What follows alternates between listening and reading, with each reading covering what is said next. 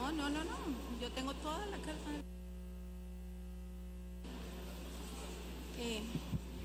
Muy buenas noches a todos los presentes, aquí al público presente, a los medios de comunicación que han tenido la paciencia de escuchar a todos los diputados sobre este tema tan complejo que es la descentralización.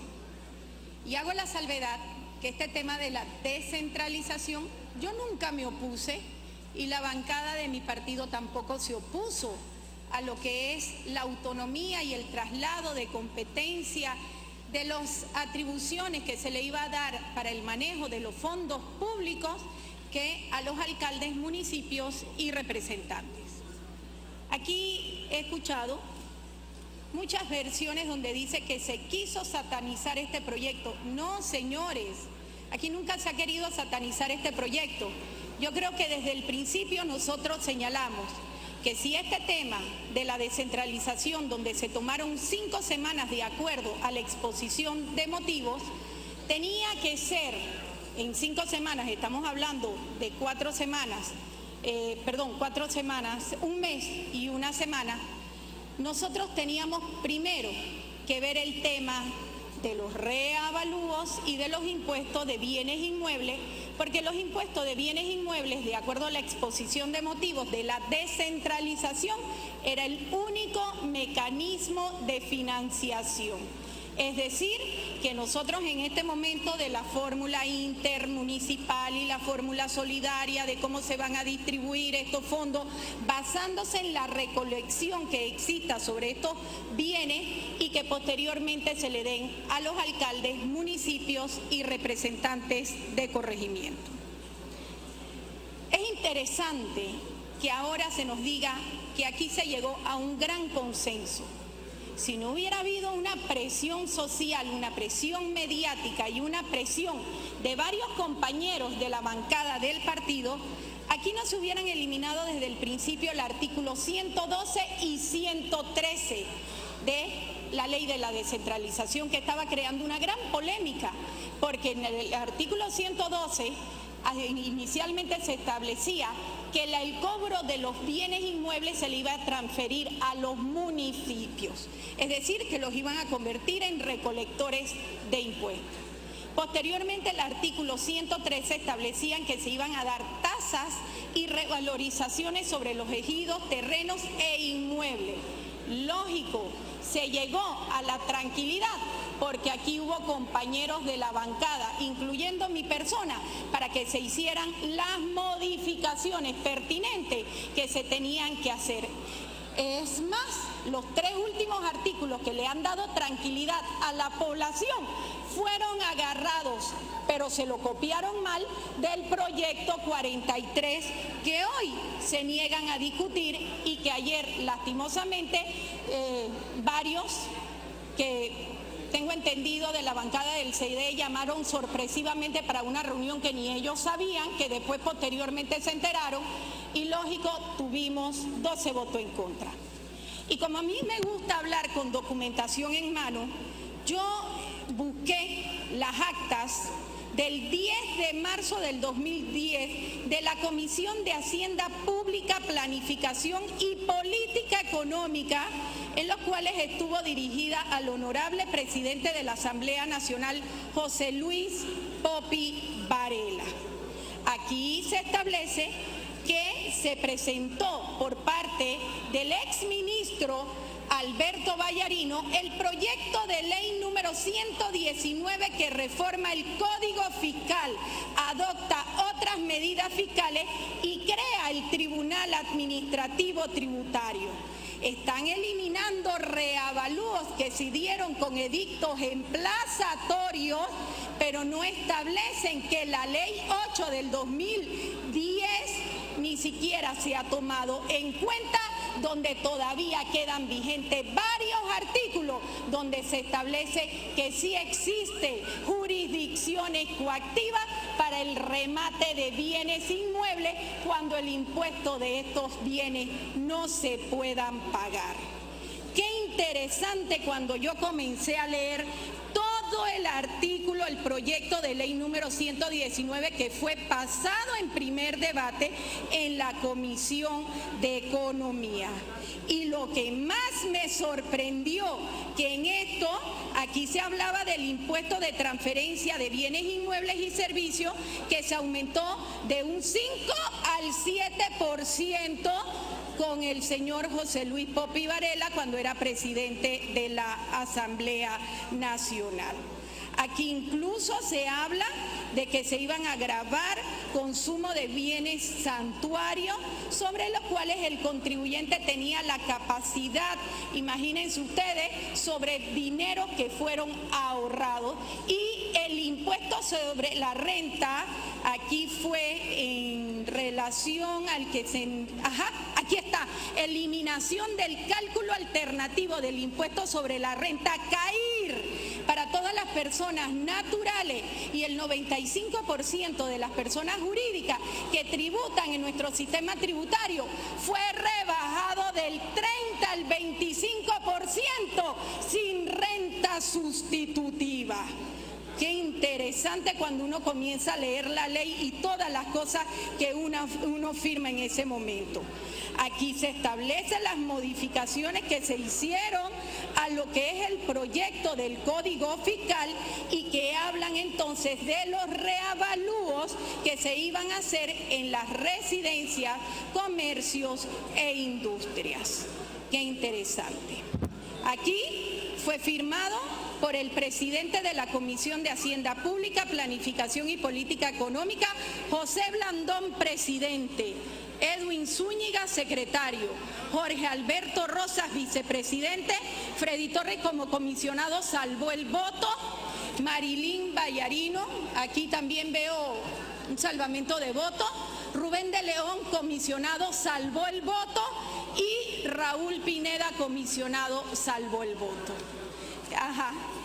Pasó posteriormente y aquí tenemos todo el conflicto donde hoy me dicen a mí, donde sale un ministro diciendo que él va a votar por inexequible el proyecto 43, que no se ha en este momento ni siquiera discutido porque ayer lo bajaron, pero aquí vemos en estas actas que reformó el Código Fiscal, que nos tiene en este enredo, en este momento, donde hubo salvamento de votos de compañeros de la bancada del PRD.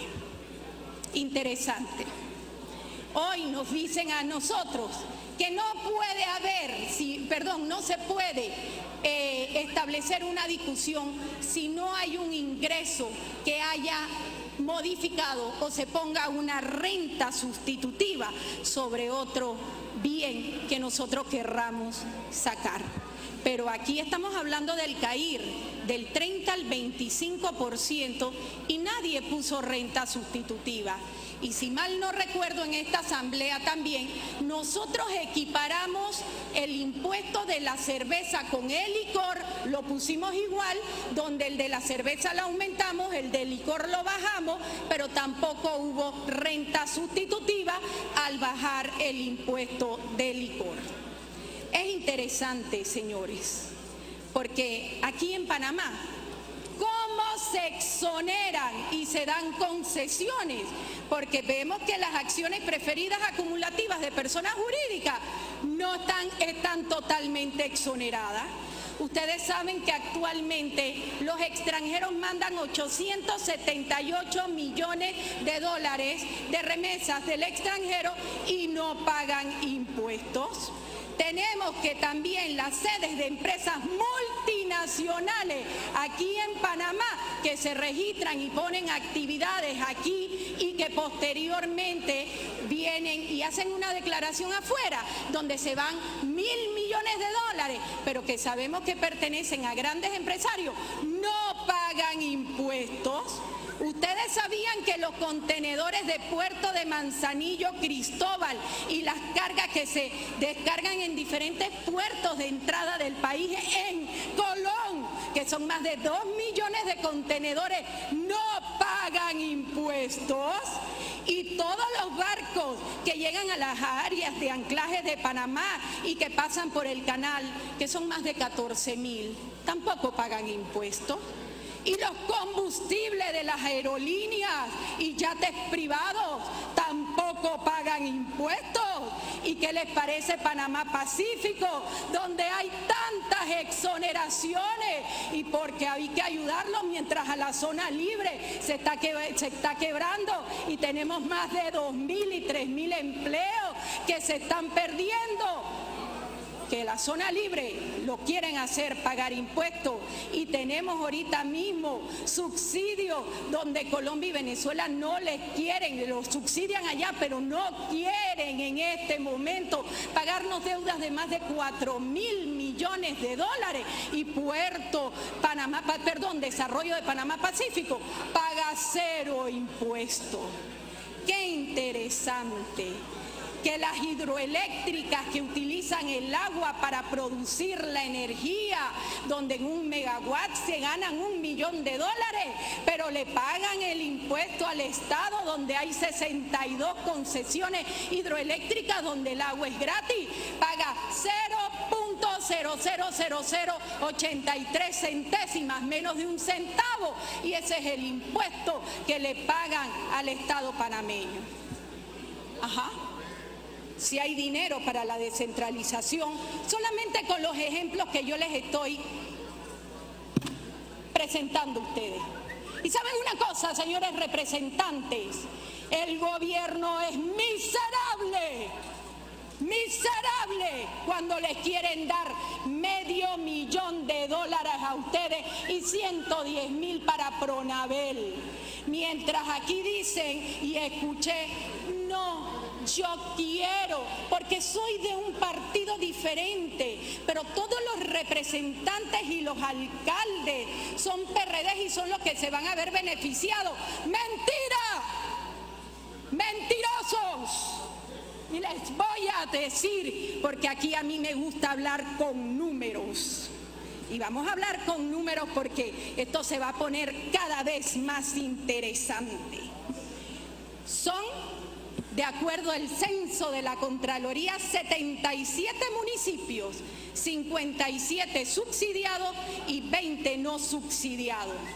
655 representantes, que si multiplicamos 655 por 500.000, ¿qué es lo que le van a dar con la descentralización? Sin contar los 110.000, porque eso es otro, vamos a decir, fondo que ya ustedes reciben por Pronavel, estaríamos hablando de 399.55 millones de dólares, solamente los representantes. ¿Y de dónde lo vamos a sacar? Del impuesto del bien inmueble. Yo nada más estoy haciendo multiplicación, 655 representantes. Yo no estoy hablando de los municipios, pero vamos ahora con los municipios porque a mí me encantan las matemáticas. Mi mamá se jubiló como profesora de matemáticas, bastante que sudó para poder ahorita tener una casa y que no se la quiten en este momento. Así que municipios, 55 subsidiados, que me están señalando que de acuerdo a la ley les van a regalar 500.000, que no tienen la infraestructura y 500.000 no les va a alcanzar para todas las obras que tienen que hacer por el interior. Y tenemos 20 que no son subsidiados, en los cuales me señalaron a mí, pues, cuánto reciben y que la mayoría, de verdad, tienen que depender del gobierno central. Y vamos con esto. Y me gustó los números, y gracias, señor alcalde, porque usted es bien sincero y yo sé que los números son públicos. En Panamá, las recaudaciones a nivel nacional fueron de 175 millones de dólares con moratoria. La moratoria, que esto lo firmó Luis Cocolón, lograron recoger solamente, sin la moratoria, 90 millones de dólares.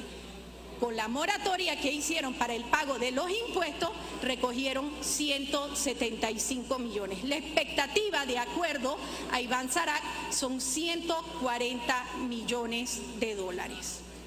Actualmente el municipio de Panamá, en los otros impuestos que recibe, tiene 98 millones de dólares. Entonces, si la expectativa son 98 millones de dólares más 175 millones de dólares, miren cuánto recibe el municipio de Panamá. Y vamos a ver ahora la ley, porque esta ley de descentralización sí hay que hacerle reformas y le voy a decir dónde está el negocio redondo. Porque a nosotros nos gusta estudiar y leer, y como a nosotros nos pusieron en corredera, miren esto, señores, miren esto, porque la población tiene derecho a saber. Claro que aquí hay un municipio que se beneficia, el de Panamá, totalmente. 175 más 98 millones de otros impuestos, más lo que la expectativa que recojan de los impuestos de bienes inmuebles. Y esto está interesante porque cada vez se pone más interesante. Aquí está. Miren esto en los programas de inversión. Y yo me voy a referir solamente a la ley. Aquí está. Artículo 112. Se podrá destinar un máximo del 10% a gastos de funcionamiento del municipio, pero en los municipios semiurbanos y rurales, cuando así lo requieran. Las migajas para ustedes. Las migajas. Hasta un máximo del 25% del monto finalmente asignado en el concepto del impuesto del bien inmueble. Y el uso de los gastos de funcionamiento de cada municipio se deberá autorizar mediante acuerdo municipal. Ajá. Si estamos hablando de una recolección de 178 millones de dólares, ¿cuánto es el 10% de 178 millones de dólares? 17 millones de dólares para planilla, para nombramiento, para las personas que estuvieron conmigo en campaña política y el resto en inversiones. Pero ahí es donde viene el detalle, porque me hablan que no va a ser secretaría, pero que hay que esperar un tiempo de transición para hacerlo mediante una autoridad de descentralización. Y esta secretaría la pone de a dedo, porque gracias a Dios incluimos la facultad de la Asamblea Nacional, el ministro de la Presidencia, y el subsecretario también el ministro de la Presidencia, y viene el Consejo Consultivo de la Descentralización, donde tenemos a 6 representantes del gobierno que le van a decir a ustedes qué es lo que pueden hacer y qué es lo que no pueden hacer. De que vamos a ser beneficiados la cantidad de representantes y municipios rurales, no es cierto. Totalmente falso. Y aquí en los números nosotros lo podemos señalar. ¿Por qué, señores? Porque si aquí estamos buscando como único mecanismo de financiación los bienes inmuebles, cuando yo comencé a leer el artículo 112-F, todavía me caigo más para atrás, porque yo tengo las cartas de Dulcidio, que me hubiera gustado que hubiera venido hoy, porque lastimosamente a Dulcidio yo no le puedo creer, pero ni media palabra, porque ustedes se recuerdan cuando nos dijo aquí que teníamos que firmar el GAFI. Gracias a Dios le hicimos modificaciones, y ay, señores abogados, auditores y contadores, si no nos hubiéramos parado firme, porque si usted venía y tenía un cliente y después resultaba de una investigación, usted quedaba como PEP y se le abrió una investigación en el Ministerio Público y pues no le iban a dar crédito bancario a ustedes. Pero hicimos esas modificaciones y nos paramos firmes y dijimos, aquí los abogados se les respeta porque aquí hay secreto profesional y nadie me va a meter a ninguno de los miembros de los 26.000. Pero Dulcidio nos dijo, hay que firmar el GAFI, hay que firmarlo porque estamos en lista gris. Y después cuando vamos a ver en los periódicos a través de la OECD, quedamos en lista negra. Lista negra, señores diputados. ¿Quién miente? ¿Él o nosotros que tuvimos la buena fe de firmar esto? Y yo creo, no me pongan amarilla, porque yo no llevo ni 10 minutos hablando. Así que el impuesto de bienes inmuebles... Diputada, secretaria, informe del tiempo que tiene la diputada en su participación. Lleva 20 minutos con 37 segundos, señor presidente. Y esto se está calentando. Continúa, diputada. Yo creo que usted me está tomando en cuenta mi presentación. Bueno, yo voy a utilizar mis 10 minutos y mi segunda vuelta, porque aquí hay que hacer reforma. Y como Dulcidio es mentiroso y nos dijo a nosotros que del GAFI íbamos a salir de lista gris y quedamos en negra y ahora todos los capitales financieros se iban, pero que lo que nos dice Dulcidio que cada proyecto, para que sepa la población que le aprueban, se gana el 10%, mientras nosotros hacemos aquí leyes totalmente gratuitas. Y como a mí me gusta monitorear y ver las noticias, en Canal 2, Dulcidio de la Guardia dijo que había que hacerlo porque si no los países de la OECD no nos iban a hacer los préstamos. Diputada, refiérase al proyecto 234, por favor. No me quiten mis minutos, por favor. No me los quiten, que estoy haciendo referencia a esto y me lo está gastando. Entonces, decía, Dulcidio mentiroso. Entonces, el artículo 112-F, en el impuesto de bienes inmuebles, morosidades y recargos correspondientes a los periodos fiscales anteriores al 2015. Como me hubiera gustado que Dulcidio estuviera aquí, porque como estaba apurado de que me firmara el GAFI, le dije, ¿me prometes, Dulcidio, que el proyecto 43 lo vamos a discutir? Sí, te lo prometo. Dulcidio, ¿me lo vas a poner por escrito? Sí, porque en ese momento, como las novias que están apuradas a casarse y prometen lo que sea, no, el marido que promete lo que sea, uno se viste de novia, pero uno le hace a firmar su acuerdo prenupcial. Así que, Dulcidio, lo firmaste. Y en ese acuerdo prenupcial que tuviste y que después no me cumpliste, me pusiste a mí que sí, que la tasa del impuesto del bien inmueble lo podías reducir de 0.5 a 0.8. Para que sepas, pero que después me pusiste, Dulcidio, tramposo, porque después que obtienen lo que quieren de la novia, entonces te incumplen la palabra, y me pusiste que se iba a revalorizar las casas y a cobrar periodos fiscales anteriores con 20 años retroactivos. Señores, ustedes vieron esta ley 8 de los reavalúos. Aquí hay un tribunal administrativo tributario. ¿Y ustedes saben lo que es el tribunal administrativo tributario? Cuando tú no pagas remate, porque tenías que apelar de la DGI, que era lo que cobraban, y después se iba, y después te ibas a un contencioso administrativo, y después que te ibas al contencioso administrativo, entonces, señores, te dan una certificación de que no estás a paz y salvo, que tú no estás a paz y salvo, y con esa certificación de que no estás a paz y salvo y que aparece en esta ley, adivine, te ponen jurisdicción coactiva. Y gracias a Dios se eliminó el artículo 102 y 113, porque cuando yo me fui a leer la ley 106 de 1973, que habla sobre los municipios y su régimen municipal, adivinen, artículo 80, municipios establecerán sanciones por defraudadores, morosos, remisos en el pago de rentas, impuestos, tasas y contribuciones, jurisdicción coactiva para el efecto del cobro de estas obligaciones.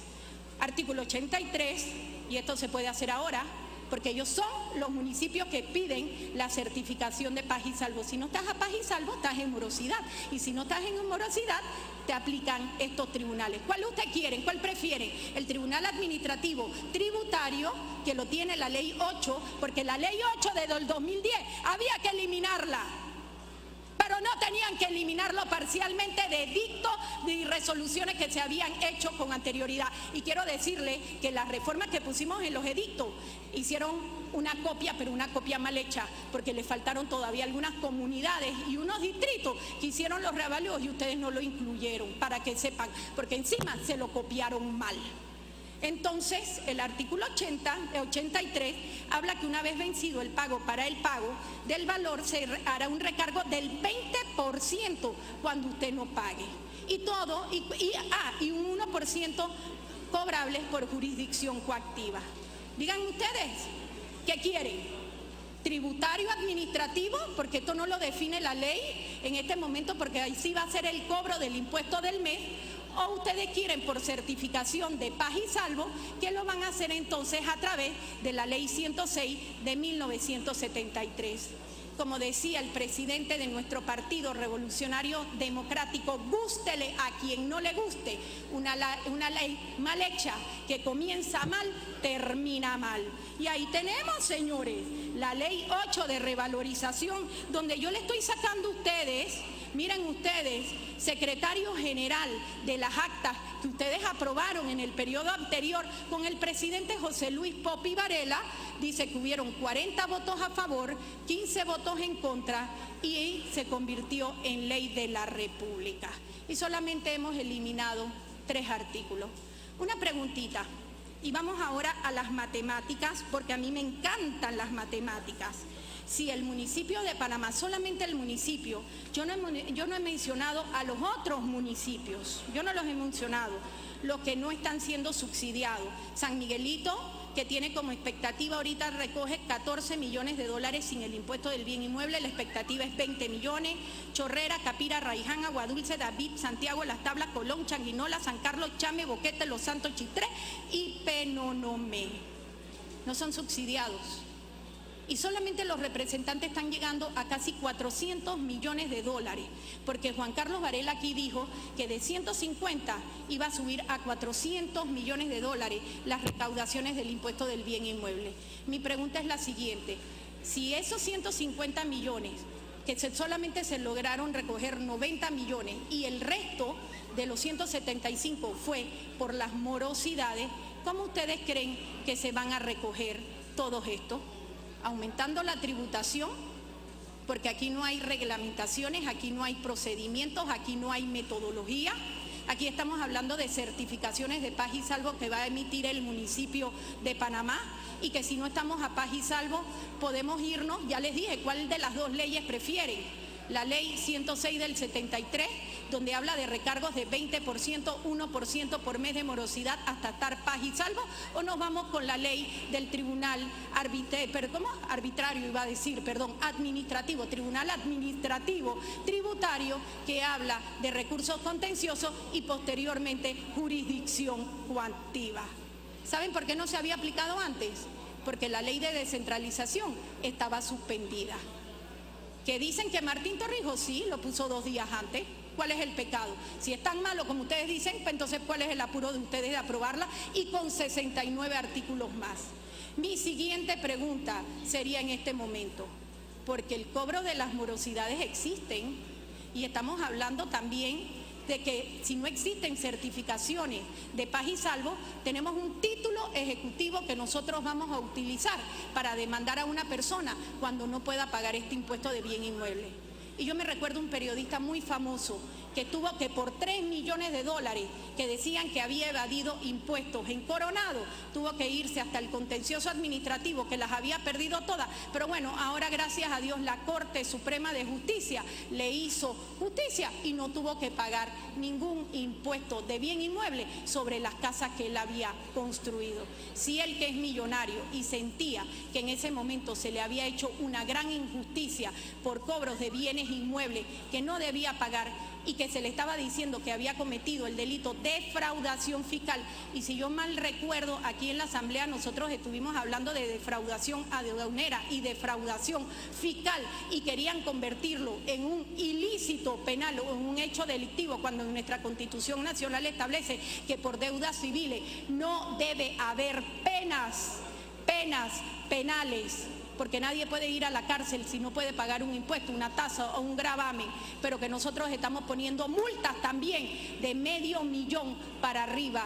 ¿Cómo pretendemos ahora, si no tenemos otra fuente de ingreso que no sea el mecanismo de financiación exclusivamente de la descentralización, que se base en otras fuentes de ingreso, como se da en otros países de América Latina, de Estados Unidos, de Europa? Pido segunda vuelta, donde el impuesto del bien inmueble no es el único mecanismo de financiación, sino que se establece a través de los ingresos corrientes y parte del presupuesto nacional. Señores representantes de los municipios rurales, pido segunda vuelta y le digo a los representantes, $500,000 es una miseria. El que realmente se va a llevar la plata aquí es el municipio de Panamá.